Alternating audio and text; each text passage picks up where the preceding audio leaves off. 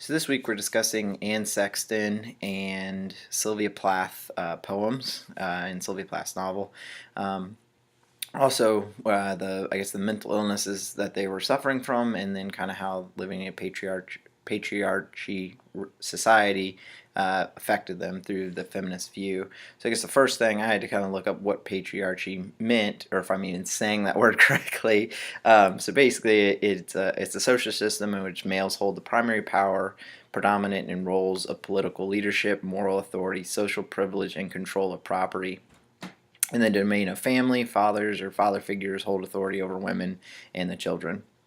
So basically, kind of what we've been talking about with the feminist view, and that that women are almost this subgroup below men, and that that men are always right. And we've kind of seen this in some of the old stuff, and just like in the play we read, Trifles, we saw that the women were kind of cast aside, and that they don't know what they're doing, and we're men and we know everything, we're always right.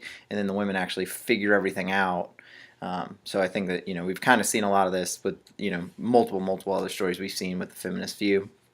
And I think for me, it's twofold. I think when you look at Sylvia Plath, she was diagnosed, and I don't think this was until after she was actually dead, with manic depression. Um, that I don't know if necessarily it was really caused or from her writings and from this feminist viewpoint as much as Anne Sexton was.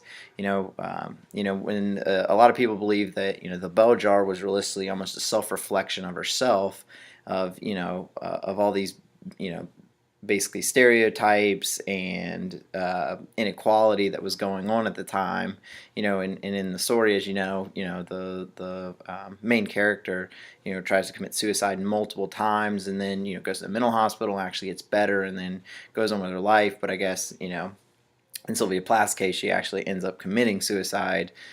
Before the women's movement and everything else. So I think maybe there was some play in that maybe the inequality and everything in her life kind of led to this, like, oh God, I'm just going to be stuck doing the same stuff, dealing with these issues that men are dealing, or the men are putting her down. Where I think it's kind of the opposite, that for Anne Sexton, where Anne was actually had bipolar disorder, which for me seems like a much harsher thing. Not saying that one mental illness is better than another, but almost that the bipolar disorder was worse than the manic depression, in the way that when she was first I guess diagnosed, or she went to a therapist, she was actually told that poetry would be a good outlet for her. Where Sylvia Plath didn't have that, where Sylvia Plath was just writing poetry anywhere, where actually Sexton got into it because of a mental therapist saying that it might help her. And, over the years, it seems like it helped her. And, she had a lot of critically acclaim, and she was like really well known. And it doesn't seem like, from the research that I've done, that, there was anything to lead me to believe that realistically that it would be because she was living in a patriarchy society. Cannot say that word. But that it was more because of the bipolar disorder. And I just thought it was really kind of crazy the way she committed suicide too. Was just she locked herself in her garage, cut the car on, and let the carbon monoxide kind of take her away.